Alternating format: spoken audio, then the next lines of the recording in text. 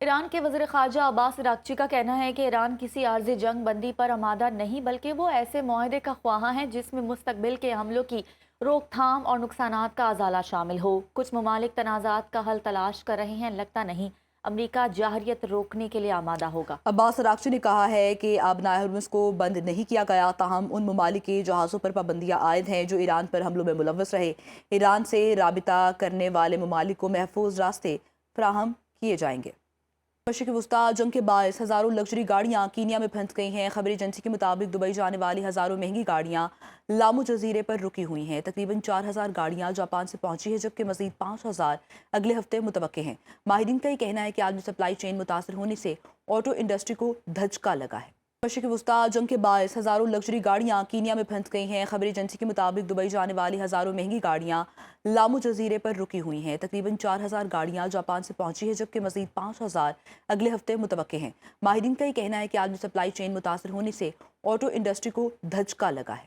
G7 ممالک نے ایران سے تمام حملے فوری اور غیر مشروط طور پر روکنے کا مطالبہ کر دیا۔ اپنے بیان میں G7 ممالک نے کہا کہ ایران اور اس کے اتحادی گروہوں کے بلا جواز حملوں کی مذمت کرتے ہیں، علاقائی شراکت داروں کی حمایت کا اعلان کرتے ہیں۔ ایرانی وزارت خارجہ کے ترجمان اسماعیل بقائی نے برطانوی میڈیا سے گفتگو کرتے ہوئے کہا کہ جب مسلسل بمباری ہو رہی ہو تو ایران سے تحمل کی توقع کرنا بے معنی ہے۔ حملے شروع کرنے والے جارحیہ کو ہی کشیدگی کم کرنے کے لیے پہل کرنا چاہیے۔ آپ ہمارے بھائی ہیں، ہمارے درمیان کوئی سنگین تنازع نہیں، ہمارے اختلافات سے صرف صہیونی ریاست ہی فائدہ اٹھاتی ہے۔ ایران کے صدر مسعود پزشکیان نے اسلامی اور ہمسایہ ممالک کے نام پیغام میں کہا کہ اللہ ہمیں طاقت اور اتحاد عطا فرمائے تاکہ اللہ کے رسول صلی اللہ علیہ وآلہ وسلم کی تعلیمات پر عمل کر سکیں۔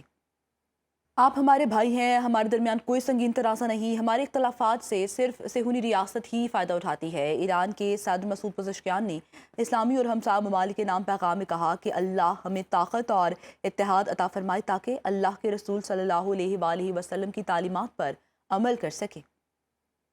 ممکنہ ایران امن مذاکرات کے لیے صدر ٹرمپ کی ٹیم گیم پلاننگ کر رہی ہے۔ قطر ممکنہ ثالث عمان کو پس منظر میں ڈال دیا گیا۔ ایکسیوس کی رپورٹ کے مطابق ڈونلڈ ٹرمپ جنگ سمیٹنے پر غور کر رہے ہیں۔ مزید چند ہفتے لڑائی جاری رہ سکتی ہے۔ ٹرمپ ٹیم ممکنہ مذاکرات کے لیے گراؤنڈ ورک میں مصروف ہے۔ امریکہ اور ایران کے درمیان بیک ڈور رابطے جاری ہیں۔ ایران نے فوری جنگ بندی اور حملہ نہ کرنے کی ضمانت کی شرط رکھی ہے۔ ایران کا ہر جانے کا مطالبہ امریکہ نے مسترد کر دیا ہے۔ ٹرمپ انتظامیہ نے زیرو یورینیم افزودگی میزائل پروگرام بند کرنے کی شرط رکھی ہے۔ امریکہ نے مطالبہ کیا ہے کہ ایران پراکسی گروپ کی فنڈنگ روک دے۔ آبنائے ہرمز کی بحالی ممکنہ معاہدے کا اہم حصہ۔ رپورٹ کے مطابق ایرانی وزیر خارجہ عباس اراغچی کا کہنا ہے کہ امریکہ اور اسرائیلی حملے کے رکے بغیر آبنائے ہرمز کی صورتحال معمول پر نہیں آ سکتی۔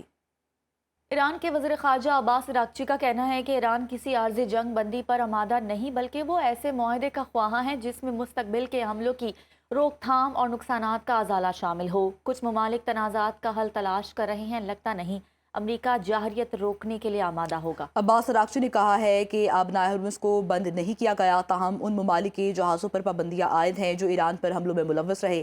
ایران سے رابطہ کرنے والے ممالک کو محفوظ راستے فراہم کیے جائیں گے۔